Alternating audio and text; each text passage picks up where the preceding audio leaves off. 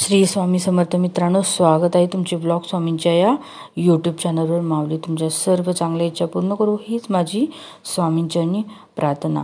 आज व्हिडिओ खास यासाठी बनवला आहे की मी तुम्हाला अशा महत्त्वाच्या काही गोष्टी सांगणार आहे। यामुळे घरात लक्ष्मी आपल्या येत नाही। आपल्या वाईट सवयींमुळे, वागणुकीमुळे लक्ष्मी आपल्या घरात कधीच येत नाही। घरात कायम गरिबी असते। पैसे कोणत्याच मार्गाने येत नाहीत। डोक्यावर कर्ज झाले आहे, यामागे अशा बऱ्याच गोष्टी आहेत ज्यामुळे घरात समृद्धी येत नाही। आणि त्या जर तुम्ही बंद केल्या तर माता लक्ष्मी धन घेऊन स्वतः तुमच्या घरी धावत येईल। प्रत्येक माणूस आपला विकास वाढवण्याचा प्रयत्न करत असतो। तो कठोर परिश्रम करतो आणि कामावर जातो, मात्र खूप कमी लोकांना गरिबीला बळी पडून मोकळीक मिळते। यामागे अशी अनेक कारणे आहेत ज्याबद्दल माणसाला काही कळत नाही किंवा कळत असले तरी त्यांना त्याच्यासाठी काही उपाय करता येत नाही। शास्त्रानुसार घरामध्ये अशी अनेक कामे असतात ज्यामुळे व्यक्तीला नेहमी त्रास आणि संकटांना सामोरे जावे लागते।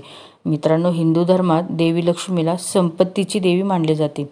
जर एखाद्या व्यक्तीच्या जीवनात संपत्ती आली तर देवी लक्ष्मीची त्याच्या संपत्तीवर प्रसन्न होतात। जर एखादी व्यक्ती देवी लक्ष्मीला प्रसन्न करण्यासाठी काम करते परंतु जीवनात आर्थिक समस्या येत नाही तर त्याला त्याच्या कार्यात यश मिळते। परंतु अनेक वेळा असा दावा केला जातो की एखाद्या व्यक्तीला त्याच्या आयुष्यात आर्थिक संकटाचा सामना करावा लागतो। याचे मुख्य कारण म्हणजे आपल्या सवयी। खरं तर आपल्या प्राचीन काळापासून माता लक्ष्मीची आपल्यावर कोपल्या होत्या, कारण आपल्याला गरिबीचा सामना करायचा होता। जर तुम्ही तुमच्या जीवनात आनंदी असाल तर सर्व काही चांगले होईल आणि तुमच्या आयुष्यात पैसा नक्की येईल।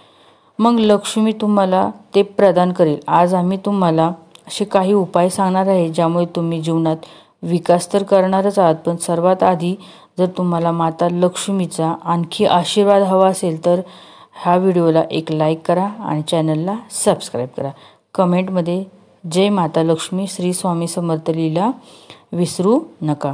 गरिबीचे मुख्य कारण काय आहे हे मी आज तुम्हाला या व्हिडिओमध्ये सांगणार आहे। 1. स्मशानभूमीवर जोरात हसणे। जर एखाद्या व्यक्तीचे अंत्यसंस्कार करायला आपण गेलो आणि तिथे मोठ्याने हसलो तर हे शिष्टाचार पापासारखे आहे। स्मशानभूमीत हसल्याने शोकग्रस्त व्यक्तीच्या कुटुंबाचाही अपमान होत असतो असे मानले जाते। अशा ठिकाणी मोठमोठ्याने हसणे माणसाला गरिबी आणि निराधारपणा आणते। त्यामुळे असं कृत्य जर तुम्ही करत असाल तर ते करू नका। झाडाखाली लघुशंका करू नये। अनेक जण झाडाखाली लघुशंका करतात, जाणून बुजून किंवा नकळत, परंतु झाडाखाली लघुशंका करू नये। तिथे घाण पसरवू नये। विशेषतः पिंपळ, वड, कडुलिंब आणि अशोकाच्या झाडाखाली लघुशंका करू नये। असे केल्याने व्यक्ती गरिबीतच बुडायला लागते। असे मानले जाते की या झाडांवर सकारात्मक ऊर्जा वास करते, त्यामुळे असं करू नका। दातांनी नखे चावणे। जे लोक दातांनी नखे चावतात ते नेहमी गरिबीच्या अंधारात राहतात। असे केल्याने पैशांचा तोटा तर होतोच, व्यवसायात प्रगतीचा मार्ग हळूहळू बंद होऊ लागतो। नखे नेहमी योग्य साधनांनी कापली पाहिजेत आणि नखे कापण्यासाठी शुक्रवार हा खूप छान दिवस आहे, अत्यंत शुभ मानला जातो। शुक्रवारी केस तुम्ही कापू शकता। घरात कचरा ठेवणे।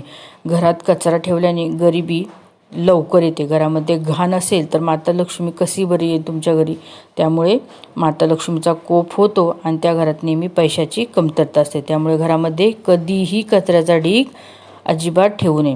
नळातून पाणी टपकणे। मित्रांनो, जर तुमच्या घरात गरिबी असेल तर याचे एक कारण हेही असू शकते। असे मानले जाते की ज्या घरात नळातून सतत पाणी टपकत असते तिथे पैसे आले तरी ते जास्त काळ टिकत नाही। तुमच्या घराच्या नळातून आतून पाणी येत असेल तर ते नळ अर्धवट सोडू नका। तसेच ज्या घरामध्ये पूजा केली जात नाही अशा घरामध्ये गरिबी निर्माण होते।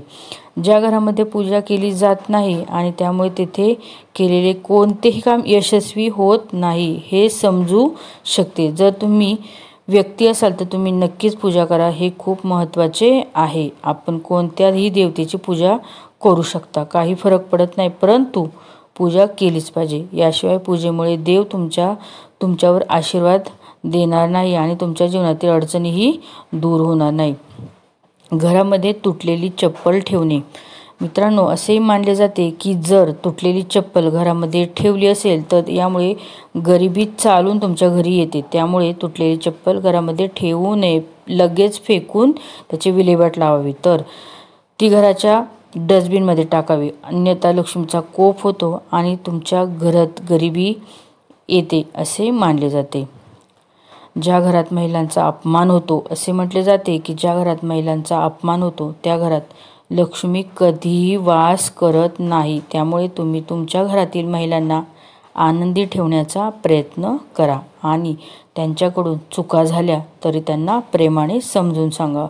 हे खूप गरजेचं आहे. ज्या घरामध्ये भांडण सुरू असतं ना, तिथे पैशाचा ओघ आपोआप कमी होतो, तुम्ही समजू शकता.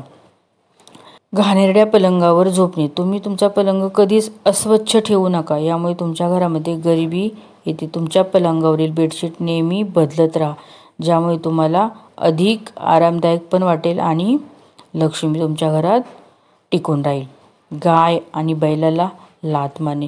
हिंदू धर्मात गायीला खूप शुभ मानलं जातं आणि तिला मातेच्या रूपात पाहिलं जातं. त्यामुळे गाय किंवा बैलाला लाथ मारू नये. असे मानले जाते की त्या घरात सर्व प्रकारचे रोग राहतात. गायीला रोज भाकरी खायला द्यावी. साधू किंवा फकीरचा अपमान करणे. जर तुमच्या घरात साधू किंवा फकीर आला असेल तर तुम्ही कधीही त्यांचा अपमान करू नका. असे मानले जाते की असे केल्याने तुमच्या घरात गरिबी तर येतेच, तुमच्या घरातील दुसरे अनेक संकटे निर्माण होतात. काही दिल्याशिवाय त्यांना घराबाहेर पाठवू नये. असे मानले जाते की कधीकधी सिद्ध ऋषी तुमच्या घरी आले आणि तुम्ही त्यांचा अपमान केला तर तुम्हाला त्याचा शाप लागू शकतो आणि घरामध्ये गरिबी येऊ शकते. संध्याकाळी झोपणे. संध्याकाळी घरात दिवा लावणे खूप अशुभ मानले जाते. असे मानले जाते की देवी लक्ष्मी संध्याकाळी एकदा तरी घरात येते. अशा स्थितीत संध्याकाळी झोपणे अशुभ असते आणि घरच्या लक्ष्मीने तर संध्याकाळी झोपू नये आणि त्यामुळे लक्ष्मीचा कोप होतो. देवी लक्ष्मीच्या कोपामुळे घरामध्ये हळूहळू गरिबी येऊ लागते. पाहुणे आल्यावर राग करू नये. पाहुणे आल्यावर राग येणे. अनेकांना अतिथी आल्यावर राग येतो. घरी पाहुणे असणे हे त्यांच्यासाठी ओझे आहे असे त्यांना वाटते. पण शास्त्रामध्ये असे मानले जाते की तुमच्या घरी पाहुणे येणे हे तुमच्या आयुष्यात काहीतरी चांगले घडणार आहे. त्यामुळे ज्यांच्या घरी पाहुणे आले ही राग येतो असे करू नका. त्यांच्या घरातून लक्ष्मी कायमची निघून जाईल. मिळकतीपेक्षा जास्त खर्च करणे. जुन्या काळी लोक म्हणायचे की पायाचा पसारा बेडशीट इतका लांब असावा. त्याचप्रमाणे व्यक्तीने त्याच्या उत्पन्ना इतकाच खर्च केला पाहिजे. उत्पन्नापेक्षा जास्त खर्च केल्याने माणूस हळूहळू गरिबीकडे जातो. त्यामुळे व्यक्तीवर कर्जाचा बोजा वाढत जातो आणि व्यक्ती कायमची गरीब होते. वासना आणि क्रोधाने भरलेली असणे. जी व्यक्ती नेहमी वासना आणि क्रोधाने भरलेली असते त्याच्या जीवनात प्रगती हळूहळू थांबते. सदैव वासनेने मग्न असलेली व्यक्ती कामात लक्ष देत नाही, त्यामुळे घरची आर्थिक परिस्थिती ढासळू लागते. नेहमी रागावलेल्या व्यक्तीला काम मिळण्याची शक्यता कमी असते. यामुळे व्यक्ती हळूहळू गरीब होत जाते. माता लक्ष्मीचा त्यांच्यावर कोप होतो. शास्त्रामध्ये असे मानले जाते की महिलांनी नेहमी घरात बसून केस बांधून ठेवावे. महिलांनी उभे राहणे किंवा केस बांधणे शुभ मानले जात नाही. असे केल्याने घरात दारिद्र्य आणि दुःखाचे वास्तव्य सुरू होते. बसूनच केस विंचरायचे आणि ते बांधायचे.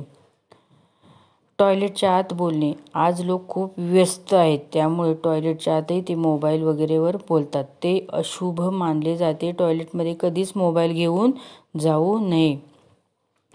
उलटे झोपणे. अनेकांना उलटे झोपल्याने चांगली झोप येते, पण त्यांची ही सवय फार वाईट आहे हे त्यांना कळायलाच हवे, कारण ह्याच्यामागे खूप मोठं शास्त्रीय कारण पण असतं.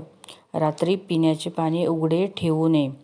घरामध्ये कोळ्याचे जाळे असणे हे उजाड होण्याचे लक्षण मानले जाते. त्यामुळे घरात कोळ्याचे जाळे नसावे. तुम्ही तुमच्या घरातील कोळ्याचे जाळे वेळोवेळी साफ करत राहा. मेणबत्ती किंवा दिवा फुंकून विझवणे. मेणबत्ती, अगरबत्ती इत्यादी गोष्टी फुंकून विझवू नये असे तुम्ही तुमच्या आईवडिलांकडून किंवा इतर कोणाकडूनही तुम्ही ऐकलेले असेलच. खोटे बोलणे, शपथ घेणे खोटी शपथ घेणे, खाणे, खोटे आश्वासन देणे हे देखील माणसाच्या जीवनात अडचणी आणतात. रात्री घर झाडणे देखील अयोग्य मानले जाते. असे केल्याने घरात आशीर्वाद तर मिळत नाही, परत वास्तू दोष निर्माण होतात. लसूण आणि कांद्याची साले जाळणे. काही स्त्रिया लसूण आणि कांदा इत्यादींची साले फेकून देण्याऐवजी जाळतात. हे खूप अशुभ मानलं जातं आणि यामुळे आपल्या घरात दारिद्र्य येत असतं. तसेच मित्रांनो, कोणालाही वाईट, त्याच्या मनाला लागेल एवढं वाईट बोलू नका. त्याला पीडा होईल, त्याला आत्म्यातनं त्रास होईल असं त्यांना वाईट बोलू नका. त्यांचे शिव्याशाप तुम्हाला लागतील आणि त्यामुळं त्यांची ती शिव्याशाप दिल्यानंतरची जी निगेटिव्ह एनर्जी आहे ती तुमच्या घरावर येईल. त्यामुळे तुमच्या घरात लक्ष्मी स्थिर राहणार नाही. तसेच मित्रांनो, तुम्हाला तुमच्या घरात जर सूतक असेल किंवा वेटाळ असेल किंवा मासिक धर्माचा काही प्रॉब्लेम असेल किंवा तुम्ही मांसाहार केला असेल, तर अशा वेळेस कोणत्याही धार्मिक कार्यामध्ये सहभाग घ्यायचा नाही. धार्मिक कार्यात सहभाग घ्यायचा नाही आणि धार्मिक ग्रंथ असतात ना, त्यांना स्पर्श करायचा नाही. हा पण एक मोठी चूक होती आपल्याकडनं. असं केल्यावर सुद्धा लक्ष्मी आपल्या घरात स्थिर राहत नाही. असे थोडे नियम आहेत, छोटे नियम आहेत, ते तुम्ही नक्की पाळा. तुमच्या घरातून लक्ष्मी कधीच बाहेर जाणार नाही. तुमचे वाईट दिवस संपूर्ण नष्ट होतील. फक्त हे ठराविक नियम आहेत, ते तुम्ही नक्की पाळा. व्हिडिओ आवडल्यास नक्की एक लाईक करा, शेअर करा, कमेंटमध्ये श्री स्वामी समर्थ लिहायला विसरू नका. श्री स्वामी समर्थ. जय जय स्वामी समर्थ.